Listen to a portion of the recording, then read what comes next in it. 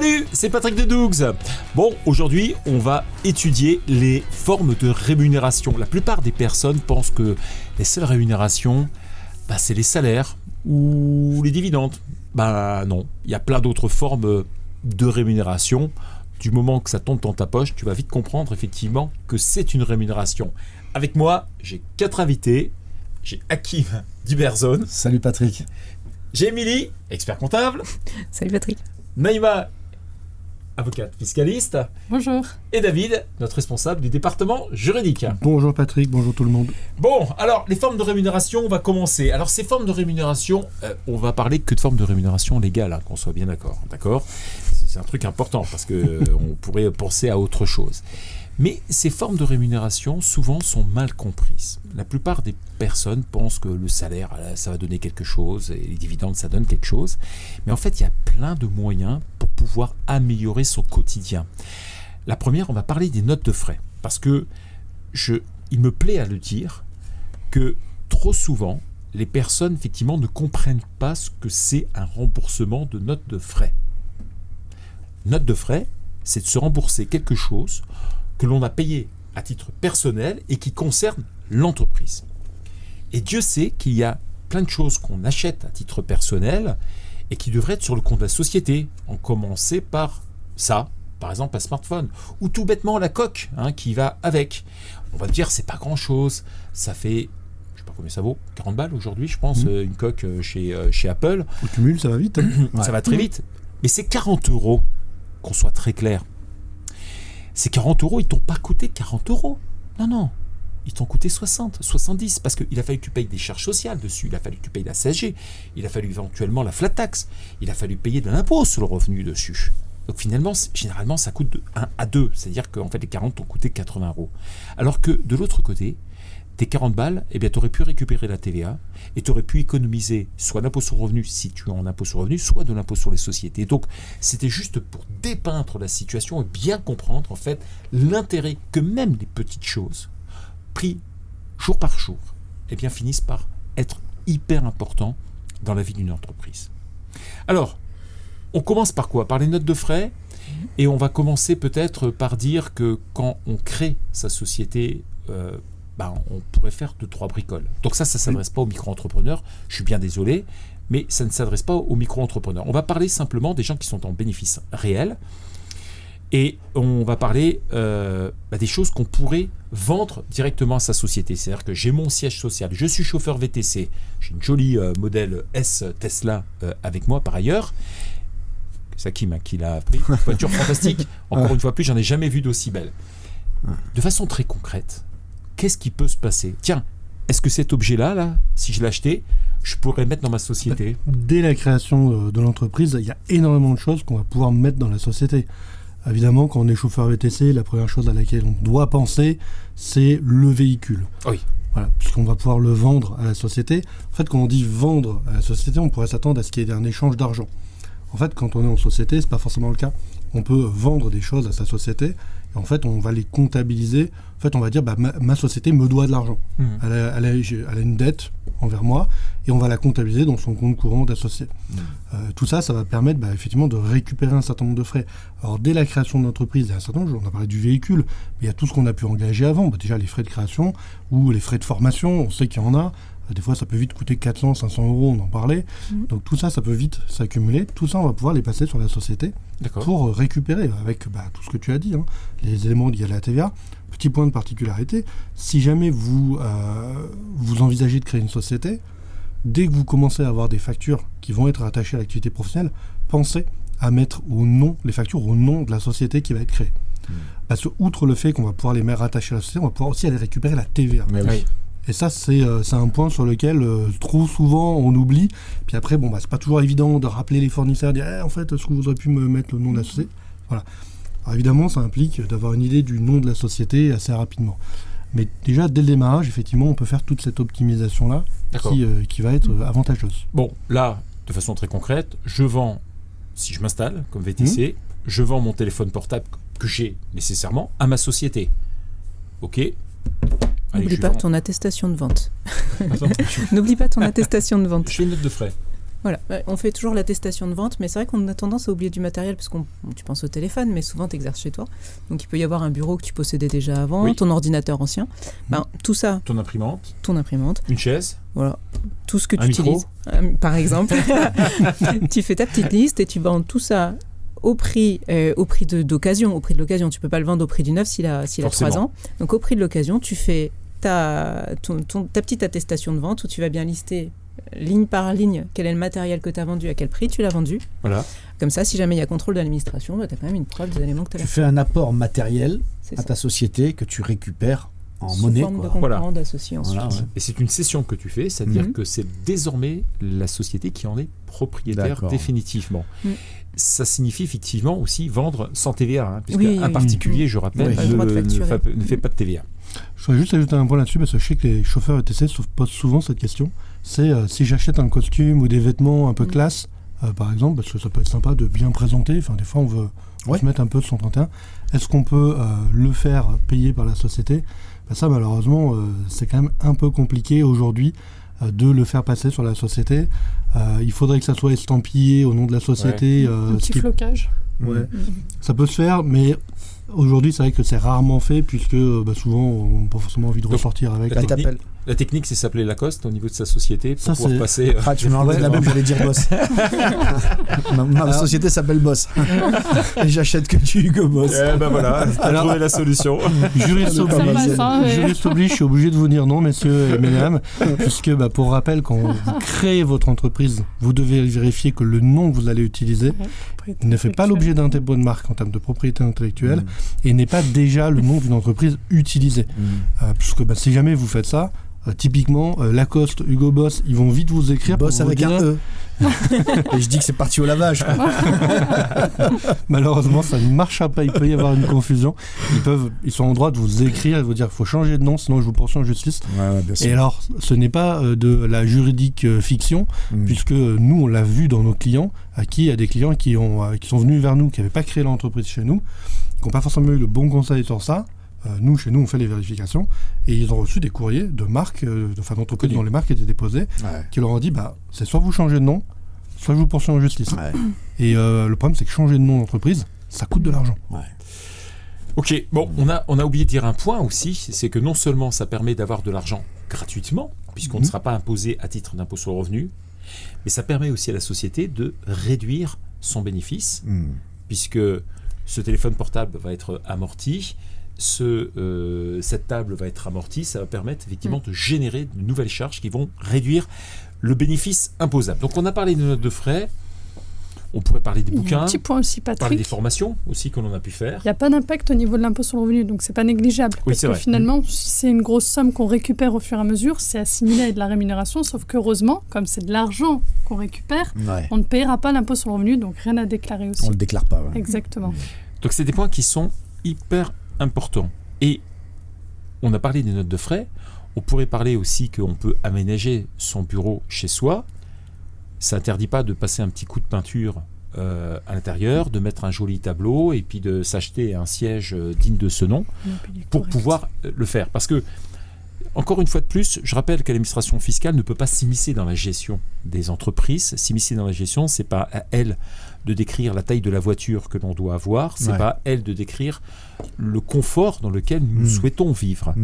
Et j'ai toujours le sentiment que les gens se sentent un peu frustrés et qu'ils se sentent obligés de conserver la chaise de la grand-mère qu'ils ont récupérée en 1960. Pas la grand-mère, hein. La chaise. Et donc concrètement, je raconte des bêtises. On se retrouve dans une situation où c'est complètement sclérosé, où les gens vivent dans un truc un petit peu comme dans un camping permanent, quoi. En d'autres termes, on peut avoir quelque chose de sympa. Voilà. En d'autres termes, je peux très bien acheter un smartphone à 100 balles, comme si je veux pour ma société acheter un téléphone à 1500, c'est mon droit. Exactement, c'est ton droit, voilà. Et c'est une justification. Maintenant, si tu l'achètes avec des émeraudes et tout ça, comme on voit ça reste aux Émirats raisonnable. Arabes Unis à 100 000 € le téléphone, non, mais d'accord. Ça ne passera pas. D'accord, voilà. Un truc standard de chez Apple, mais qui coûte déjà très cher. Oui, ça passe. suffisamment cher pour passer en immobilisation. Ça vaut plus de 500 €, je te confirme. Ça dépasse les 500. Donc ça s'amortit sur 3 ans, ça. Ça s'amortit sur 3 ans et en dégressif.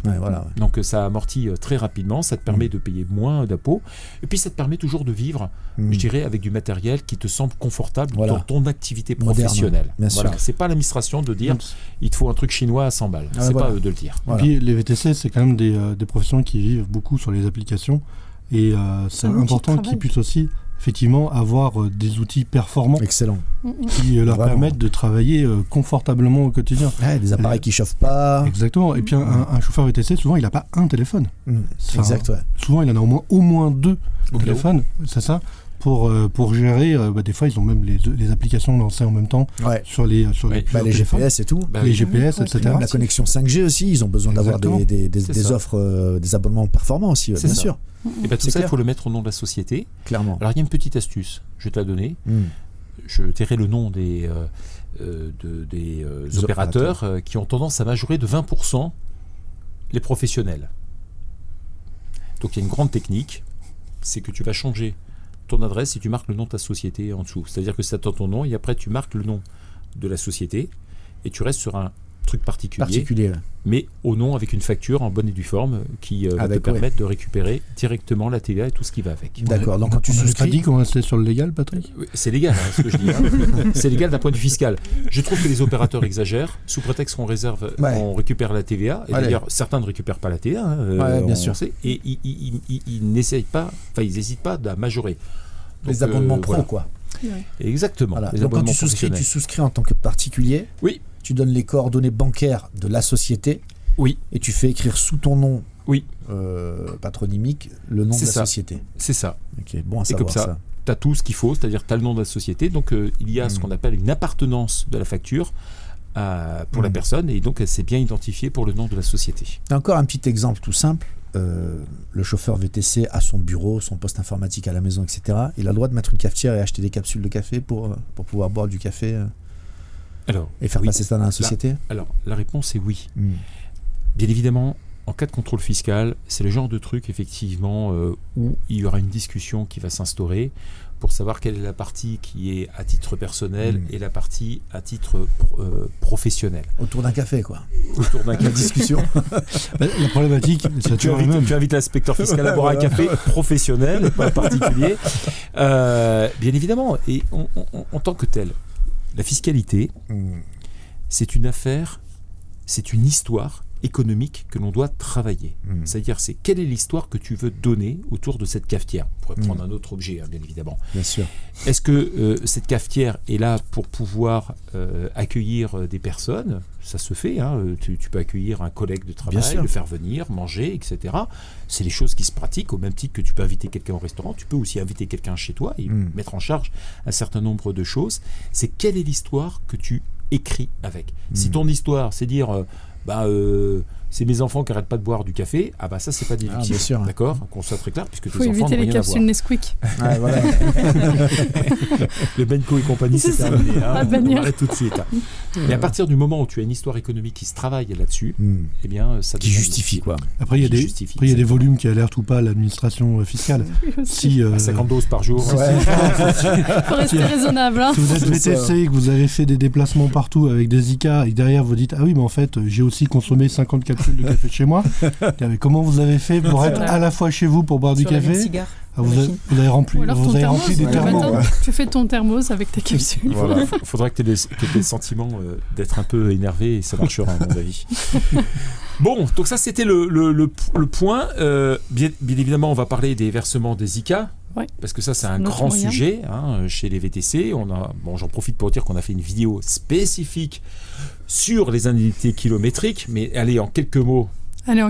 Du coup, c'est bien entendu possible, même si, comme on l'a expliqué, vaut mieux faire un rescrit. Parce que on n'est pas sûr, notamment du fait de la documentation sociale, de la possibilité de mettre en place des ICA. Donc, on sécurise la position de gilet pare-balles, on sent le rescrit. Et puis, pour les SASUalières, pas possible. Parce que c'est interdit pour les BIC, donc voilà. Sinon, après, ça reste intéressant. Cool. Ouais, c'est quand même intéressant parce qu'on ne paye pas d'impôts, il n'y a pas de cotises. Donc, exactement. Ouais. Et majoré pour les véhicules électriques 20%, aussi. Ouais, c'est pas négligeable. Il y a juste une contrainte qui est purement physique. Il faut penser à rédiger ces indemnités kilométriques et de le faire au fur et à mesure. Il ne suffit pas d'appuyer sur le compteur en disant tiens, j'étais à 103 000 km à la fin du mois, je suis à 112. Ça peut pas marcher. Ça peut pas marcher. Ok, allez, on va changer complètement de sujet. On suppose effectivement que le siège social se trouve chez soi. Ce qui est la plupart du temps le cas quand on est VTC. Hein. Oui, exactement. Et dans ces cas-là, si je suis propriétaire, est-ce que je peux demander à la société de me verser une compensation financière liée à un loyer, en fait, de l'occupation que la société peut avoir? Est-ce que je peux demander 10 000 euros par mois? Alors, on va exagérer tout de suite. Raisonnable. Je sais pas, Patrick, je vais te dire oui, mais je vais te dire oui dans un premier temps, puis on va tempérer un peu après. Voilà. Ce qu'il faut retenir, c'est que juridiquement, ça a du sens. Ma société, son siège social, il est chez moi. Je reçois le courrier là, c'est là que je traite mon administratif.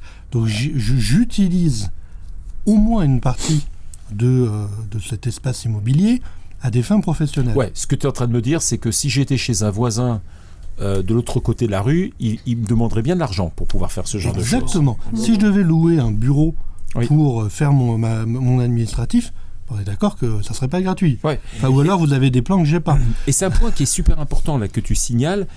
On ne peut pas comparer un siège social qui se trouve chez soi avec un siège social qui se trouve dans une entreprise de domiciliation. Exactement. Parce que quand tu te trouves dans une entreprise de domiciliation qui est une boîte aux lettres, en l'occurrence, tu ne rentres pas dans la boîte aux lettres pour travailler. D'accord ? Pas de local, ouais. Donc, parfois, j'entends, il me dit, je dois prendre la même chose que les 18 euros de l'entreprise de domiciliation. Mais pas franchement, puisque tu as chez toi et tu peux travailler.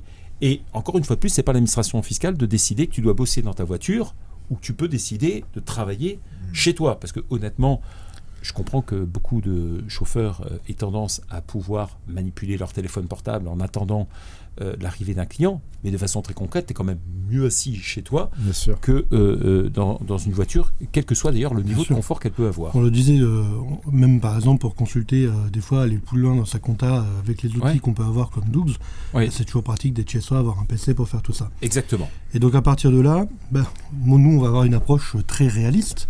C'est de regarder le prorata de la superficie occupée. Ouais. Ça peut être si tu es propriétaire. Si on est propriétaire, ça peut être une astuce pour dire, globalement, si je louais ma maison, combien je la louerais? Et puis je regarde un peu en termes de superficie ce que ça donne pour faire un calcul, pour essayer d'avoir justement quelque chose de réaliste. Et en plus, on peut l'expliquer demain à l'administration fiscale si elle nous pose la question. Bon, si tu as un truc à 200-300 balles par mois, on est en version... on va dire qualifié de normal. On est loin des 10 000 euros que j'en avais tout à l'heure. Plus un peu d'électricité, plus un peu d'eau, de chauffage, d'Internet, qu'on pourrait d'ailleurs basculer dans la société. Des frais de copropriété. Et des frais de copropriété, enfin toutes les charges effectivement que quelqu'un peut avoir. Toutes les ordures ménagères aussi, effectivement. De la taxe foncière, donc c'est une partie de la taxe foncière. Exactement. En fait, tu t'arranges pour avoir un global et je pense que c'est vachement plus cool. Tu peux détailler, mais pas trop non plus. Et ça te permet effectivement d'avoir quelque chose, au pire, avec une discussion en cas de contrôle fiscal, dans lequel ça va discuter du bout de gras, mais ça ira jamais à 100%. Ce sera peut-être moins 5, moins 10%. Et au mieux, tout le monde est OK sur cette notion-là. Du moment qu'il n'y a pas d'exagération, je pense que c'est un point qui est important. Comme tu le disais, de toute façon, ça raconte quelque chose qui économiquement se comprend. Et donc peut s'argumenter à l'administration. Tout à fait. Donc, ce qu'il faut retenir quand même, c'est que pour faire ça, il faut rédiger un document. On ne peut pas juste dire c'est bon, je fais une note, je décide de ça. Faire un petit document juridique, c'est ce qu'on appelle dans le jargon une convention de mise à disposition. Tout à fait. Globalement, c'est un petit contrat entre le propriétaire... Une sorte de bail, quoi. Voilà, c'est une sorte de bail, une sorte de contrat de location entre le propriétaire et la société. Et c'est dans ce document qu'on va justement venir indiquer, par exemple, l'espace occupé, la superficie totale, le montant du loyer, le montant des charges qui sont pris en compte, etc.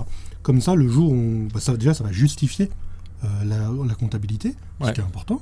Et puis, le jour où on a un contrôle, on a ce document qui a été signé, qui est un contrat et qui est valide. signature des deux côtés, puisque c'est le même propriétaire et c'est le même dirigeant d'entreprise. Même si c'est la même signature. Mais c'est important de les signaler. Donc là, tu as pris le cas du propriétaire, du coup, qui va se retrouver imposé sur la rémunération qu'il va recevoir au titre du micro-foncier ou du foncier. Ah, oui.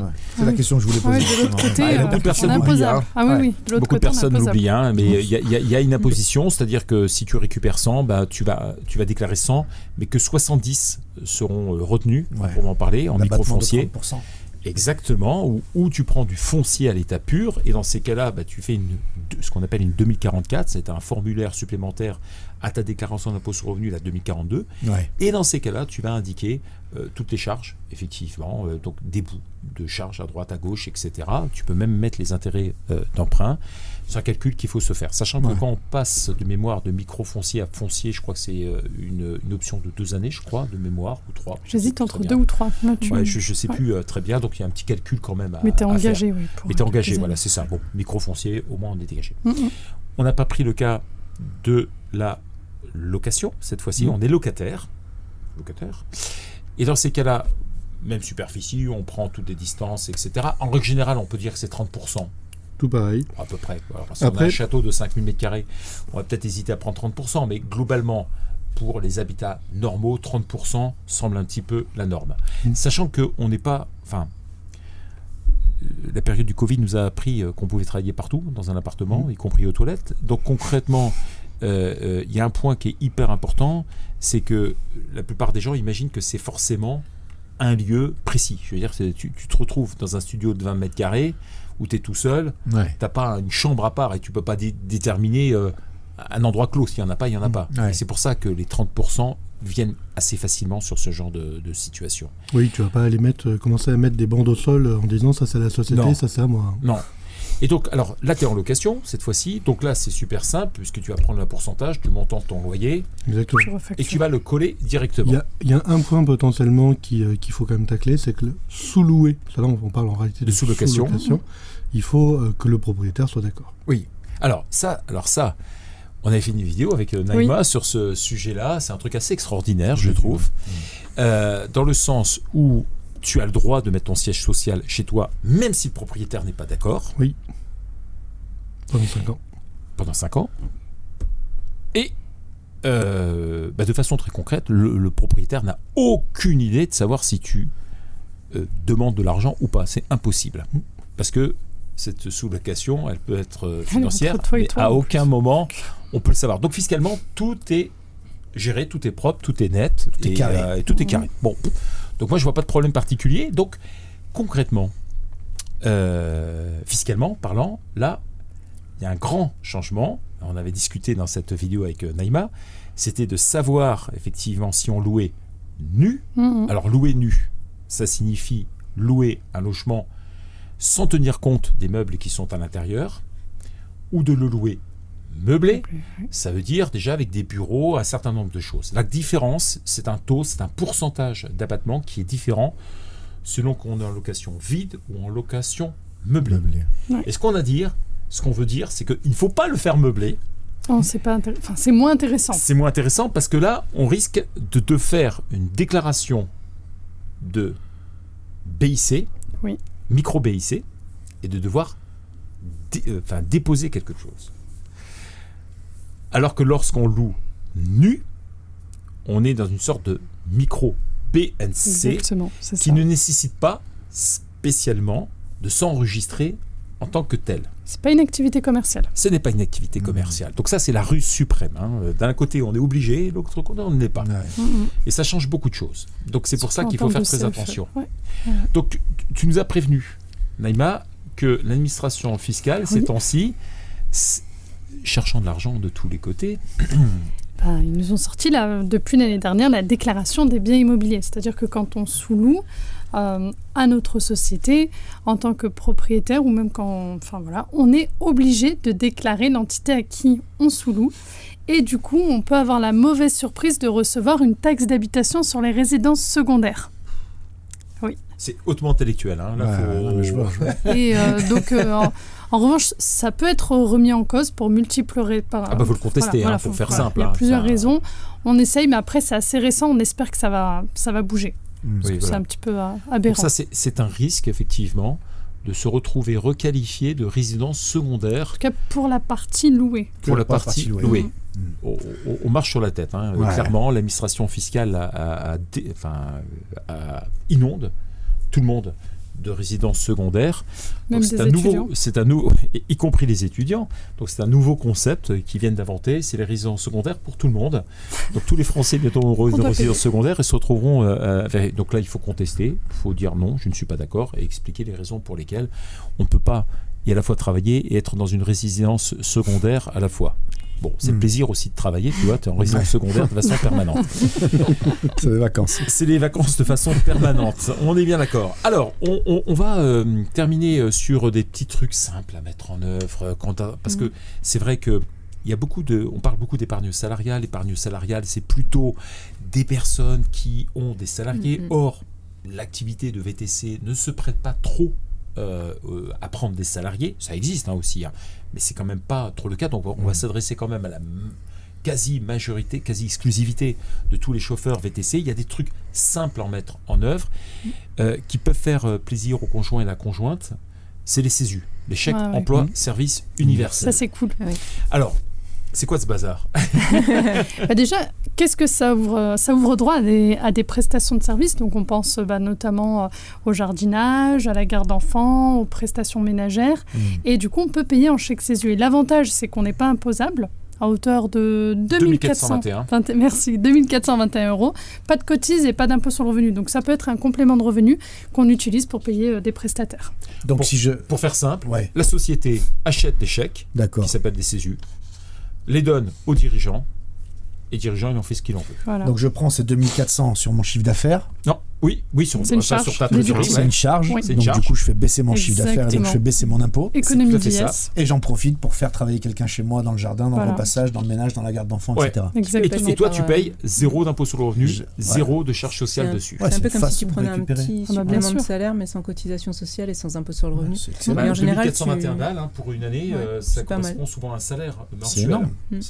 C'est énorme. Et en général, tu passes par des organismes qui s'appellent Domicère, enfin tous ces organismes-là qui te donnent soit en e-CESU, tu peux avoir des e-CESU ou des CESU papier préfinancés. E-CESU, c'est en ligne. E-CESU, c'est pratique parce que tu peux directement, par exemple, à l'organisme que tu as choisi pour le nettoyage ou autre, lui verser ton e-CESU sans avoir à faire un échange vraiment. Directement depuis ton espace personnel, quoi. Oui, exactement. D'accord. Alors, juste un petit point dessus, il faut bien évidemment s'assurer que la personne à qui tu vas demander de venir faire des travaux ou garder des enfants ou faire des travaux ménagers accepte bien évidemment les CESU. Le paiement, c'est un point qui est important, mais à partir de ce moment-là, les 2421 seront très facilement utilisables. Il y a les cours à domicile aussi ? Oui. Donc si on veut donner des cours particuliers à ses enfants, c'est pas mal ça. Oui, exactement. Il y a beaucoup de prestations qui rentrent. C'est bien, c'est large. Facile à mettre en œuvre. Et en plus, là, sur le mode éducatif, quasiment tout le monde accepte aujourd'hui les CESU. D'ailleurs, il y a même des entreprises, nous, on suit des fois des entrepreneurs qui s'inscrivent justement dans des activités de service à la personne, qui acceptent les CESU. Et par exemple, ils vont différencier leur activité si elle est pour les particuliers de si elle est pour les professionnels. Parce que pour bénéficier, par exemple, de tout ce qui est lié au crédit d'impôt, etc., souvent, ils vont faire ces activités en nom propre pour pouvoir être éligibles, justement. Et pour les activités pour les professionnels, plutôt aller vers des structures type société. Voilà. Je vois. Mais du coup, aujourd'hui, il y a quand même beaucoup de prestations, beaucoup de professionnels qui sont éligibles à ça. Et donc, là, il n'y a pas photo. Moi, j'avais fait une simulation, justement, sur les chèques CESU, parce que certaines personnes me disaient, si je les achète, moi, à titre personnel, j'ai une réduction d'impôt, donc ça vaut le coup. La réponse est non. Dans tous les cas de figure, l'achat de chèques CESU par une société est bien meilleur. Il n'y a pas photo. Clairement. Et puis, on va terminer sur les chèques vacances, parce qu'on a le droit de partir en vacances. Et la société peut t'aider, toi, en tant que dirigeant, à prendre une partie de tes dépenses vacances à sa charge. Et donc, au même titre que les CESU, elle va acheter des chèques vacances, et ces chèques vacances, tu vas les utiliser dans un club. Pour les péages aussi. Pour les péages, Dans certains restaurants.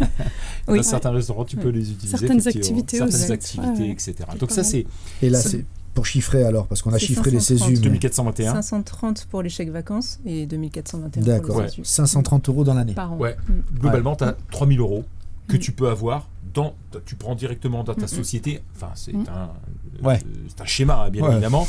C'est 3 000 €. C'est comme si tu les prenais de ta société, tu les mettais dans les poches et tu disais, hop là, terminons, on n'en parle pour les dépenses personnelles et je fais baisser mon chiffre d'affaires en plus. Et ça améliore ton quotidien. Voilà, la facilité, c'est que ça nécessite pas d'avoir quelqu'un, ça nécessite pas d'avoir des salariés dans ton effectif. Parce qu'il y a plein d'avantages qui sont conditionnés au fait d'avoir un salarié. Là, en l'occurrence, ça marche pour le dirigeant tout seul. Et dans Dougs, alors, quand je veux récupérer des CESU ou des chèques vacances, comment ça se passe avec votre appli? Tu les commandes. Alors, c'est pas nous qui les commandons. Oui. Hein. Bien sûr, tu les fais. Mais à partir du moment où tu fais l'achat, ça se catégorise d'accord, oui. automatiquement. Nous, on est lié à ta banque. Ah, oui, d'accord, tout simplement. Voilà, tout simplement. Parfait. Bon, je crois qu'on a parlé de tout. On a fait le tour, j'ai l'impression. On a fait le tour. Il y a encore quelques combines à droite à gauche, effectivement, qui permettent légalement de pouvoir réduire. Bon, c'est des choses, effectivement, que l'on dit aux clients au fur et à mesure. Bon, on a terminé. Merci de nous avoir suivis. Merci à tous les 4. Et puis je vous dis à très vite. Salut. Abonnez-vous. Ciao, ciao.